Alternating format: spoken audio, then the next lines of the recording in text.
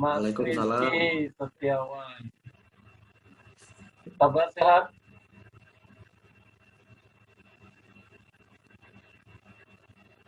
Kabar sehat Mas Rizky. Ya, baik. Baik. Belum mulai ke topik Mas. Mungkin Ya, bisa perkenalan diri. Kita kan ibaratnya kawan-kawan sekolah ya. Jadi bisa iya. kita ceritakan eh, mulai dari perjalanan karir lah, mulai dari lulus SMK sampai bisa bikin usaha kontraktor seperti apa perjalanan karirnya. Waduh. Ya, Mas Wahid. Ah, kita ini kan teman STM mulai 2004 Hmm, sampai 2008 ya. iya. Aku ki nggak pernah ketemu kamu lama loh. Hmm, Wis berapa tahun nih? 2008 sampai saiki.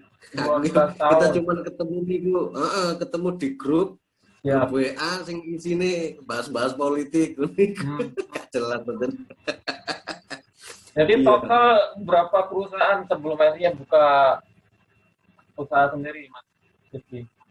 Iya, jadi 2008 itu aku kan lulus STM.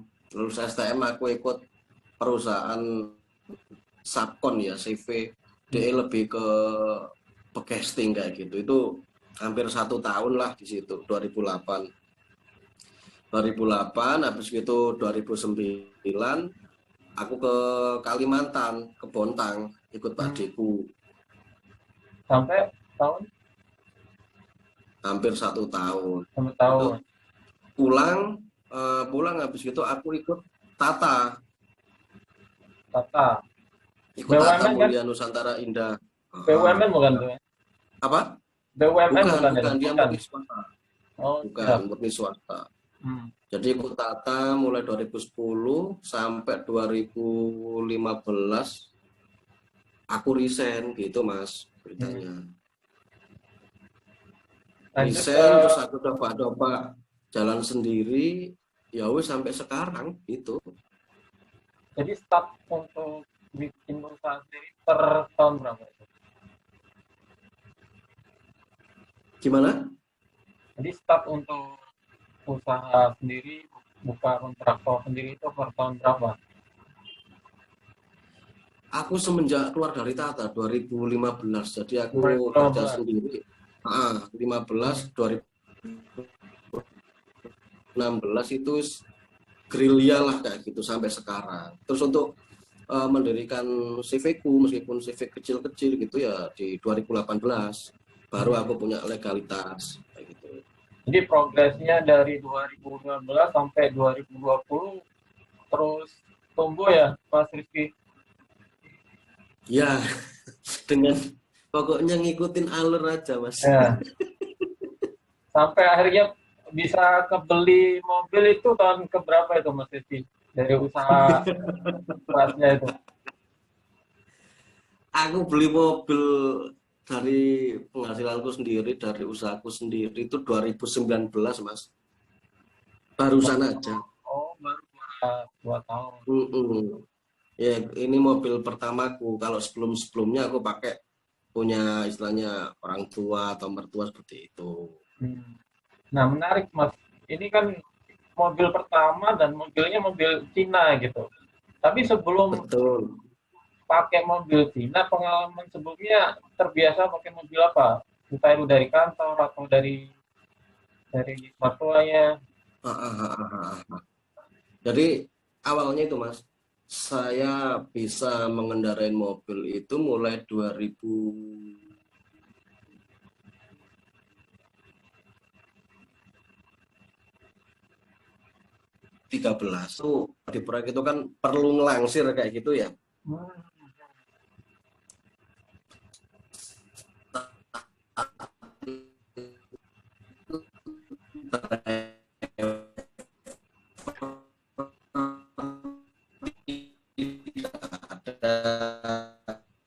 Jadi aku sendiri saya 14 saya belajar sama orang tua itu kendaraannya Chevrolet Spin saat itu kan masih masih baru di era itu Chevrolet Spin. Oh. habis gitu 2015 2016 saya pakai R3. Jadi brand-brand Jepang yang low MPV lah kayak gitu. Apa tadi di Jakarta ya, kalau khusus sepin nih, khusus sepin tuh.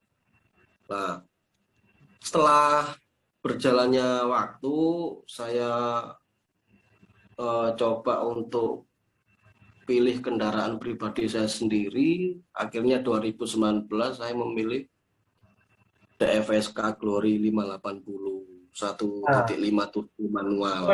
Yang jadi pertanyaan besar Mas Rizky, apa referensinya sebelum membeli itu apa? Apa pertimbangan-pertimbangan utama sebelum membeli DFSK? Apa ya. karena SPG-nya?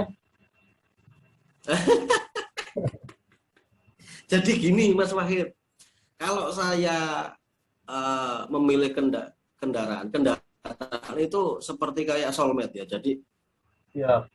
kita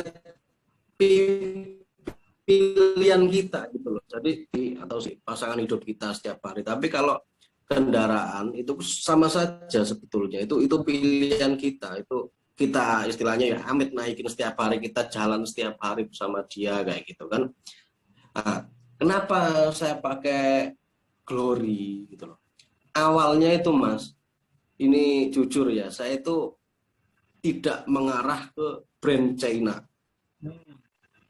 Karena budget saya terbatas kan itu. Saya itu ada estimasi nih, pertimbangan kalau enggak Terios Rush yang terbaru itu, yang kemarin. Kalau enggak Terios Rush ya Expander. Karena kan kemarin itu 2018-19 lagi booming-boomingnya itu Mas.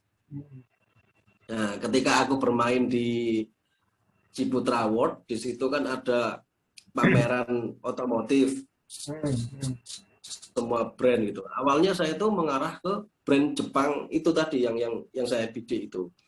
Tapi kelamaan saya coba pertama itu dari ini Mas, dari pembeli kan kebanyakan kan brand Jepang yang low MPV, low SUV kayak gitu kan, dengan brand-brand yang sudah ada, yang sudah terkenal. Saya tuh karakter saya tuh pengen tampil beda gitu Mas.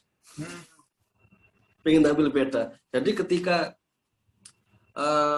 saya melihat mobil-mobil tersebut, saya tuh kepingin yang lain gitu loh, lain daripada yang lain. Tapi dengan ini ya, dengan kemampuan saya loh ya. Kalau lain daripada yang lain kan ya banyak, ada BMW, ada Mercy, tapi kan kita nggak nutut kayak gitu loh.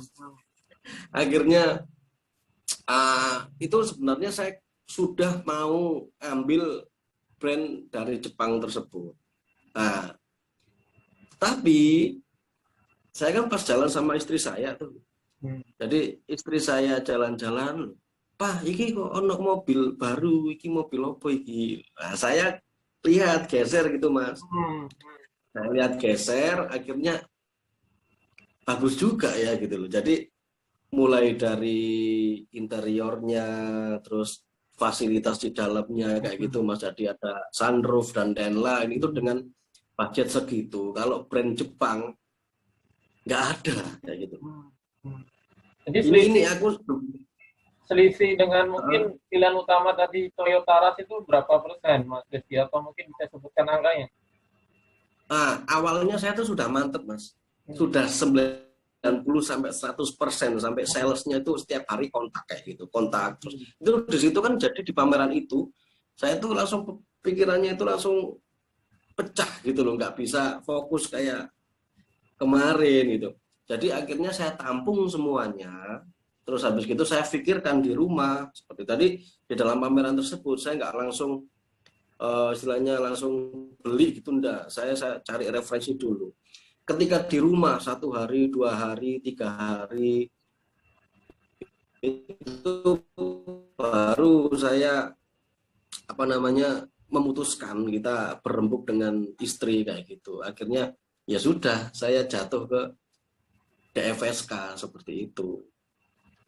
Oke, tapi setelah habis dari pameran ini sempat riset nggak dari mulai dashboard di mana, fiturnya apa, perbandingan dengan Iya, iya. apa itu. Sempat. Jadi saya kan suka Mas kayak lihat channelnya Fitra R ini Auto Driver atau Autonet Max kayak gitu atau Omobi gitu. Saya ngelihat di situ saya lihat review-reviewnya yang mobil-mobil kemarin yang saya incar kayak Terios atau Expander kayak gitu. Itu kan sudah rame kan itu. Jadi karena saya ingin tampil beda, saya cari lagi nih dengan budget segitu brand-brand yang lain seperti Wuling, terus habis gitu DFSK itu saya cari dengan harga kisaran segitu itu dapatnya apa. Ternyata di situ saya menemukan ada di brand DFSK itu yang membuat saya tergiur karena mungkin dia kan murah kayak gitu Mas ya dibanding kompetitornya seperti itu. Terus fitur-fiturnya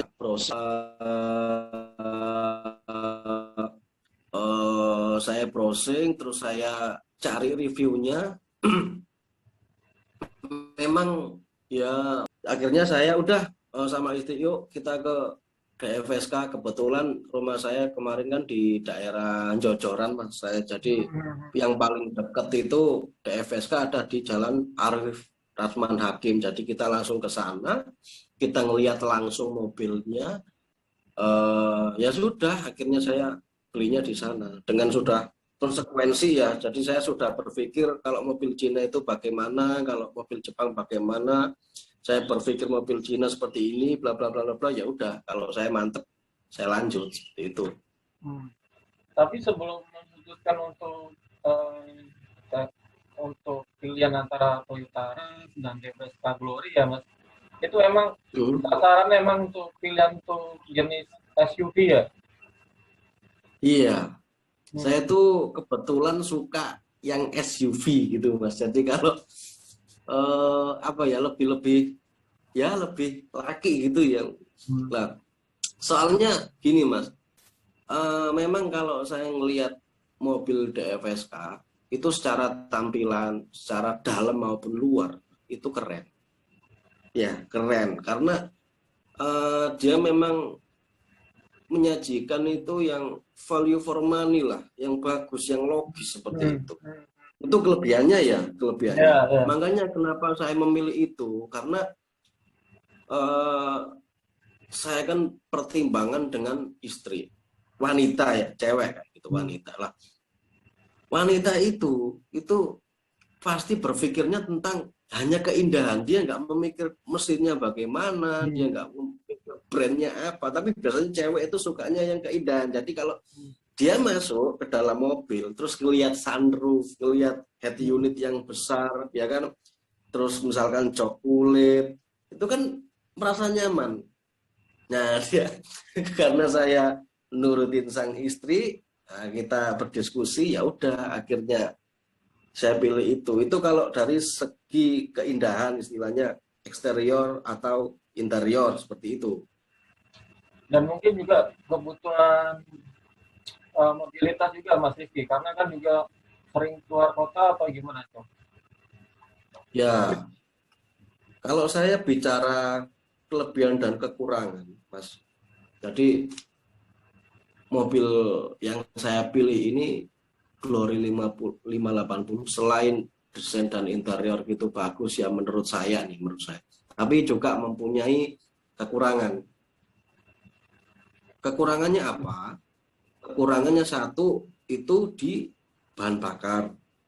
Ini kalau menurut saya. Jadi mobil ini tuh termasuk kriteria mobil yang boros lah. Ketika saya dulu memakai Chevrolet Spin atau R3 atau mungkin Toyota Rush yang lama ya, saya memakai ini itu juga agak kaget. Jadi biasanya itu ya saya dengan bahan bakar yang sama ya Mas? Gimana? Dengan bahan bakar yang sama kan? Iya, bahan bakarnya sama. Saya pakai Pertamax kayak gitu. Saya pakai Pertamax. Jadi ketika saya memakai mobil DFSK ini, ternyata memang dia memang agak haus. Jadi ya BBM itu minusnya lah. Tapi nggak apa-apa. Yang penting kan kenyamanan.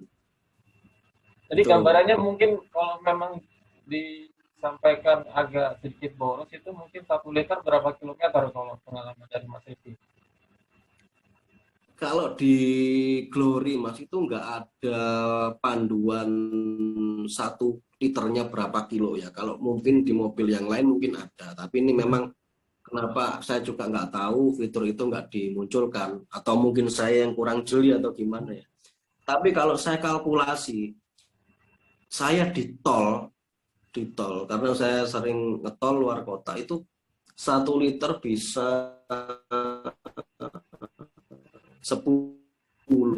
kurang lebih 10 kiloan Dan rata-rata. rata-rata kecepatan Jadi mungkin kalau saya ke Semarang, kecepatanku ya 120 100 rata-rata, km. 120 kayak gitu. Kalau saya pakai spin dulu, ya ini mobil irit gitu. Saya bisa lebih dari itu dengan laju kecepatan yang sama gitu, Mas. Gitu. Tapi hari-hari ini untuk mobilnya dipakai lebih sering ke mana, Mas Rizky? Ini setiap hari saya kemanapun, ya kan, mau saya kerja, mau saya jalan-jalan sama keluarga, mau saya nongkrong, ya saya pakainya ini. Karena ini mobil satu-satunya buat saya. Dan alasanmu apa pilih manual, Mas? Karena kan kondisinya juga Surabaya termasuk macet. Ya. Nah, ya kenapa saya pilih manual, Mas Wahid? Karena dari awal saya bisa mengendarai mobil itu memang manual gitu. Jadi saya sudah nggak berpikir untuk belajar ke Matic atau bagaimana ya. Saya itu orangnya itu kan, kalau sudah ini ya sudah, nggak harus cari yang lain. Akhirnya di situ ada mobil DFSK Glory 580 manual, ya udah saya pilih.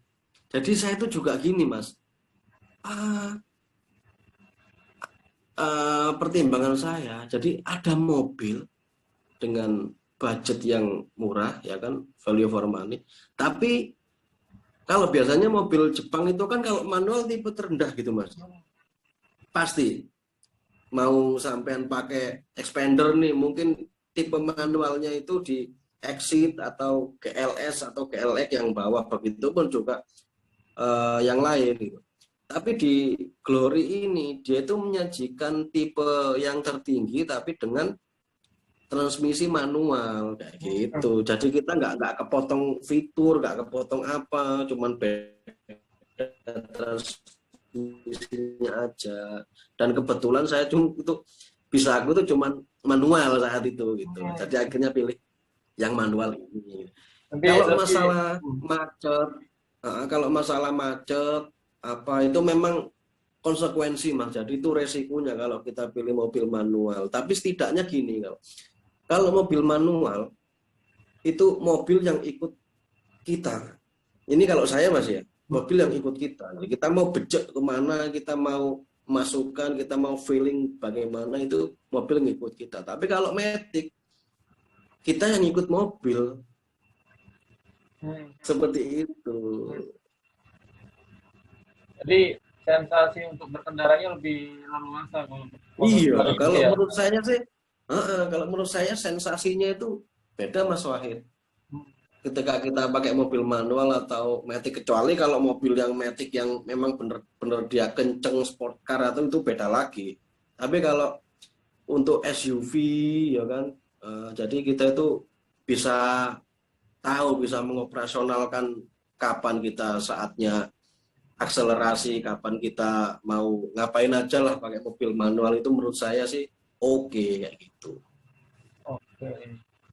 Tapi di kondisi Surabaya sendiri kalau Mas melihat Mas Rifki gimana sekarang untuk jalanannya, termasuk kemacetannya parah atau gimana dengan kebutuhan penggunaan mobil Mas Rifki? Maksudnya gimana, Mas Wahid? Iya, maksudnya di Surabaya kan hari ke hari kan udah semakin macet ya. dan Mas Iki cukup kompromi dengan walaupun pakai Iya. mobil manual ya. Iya.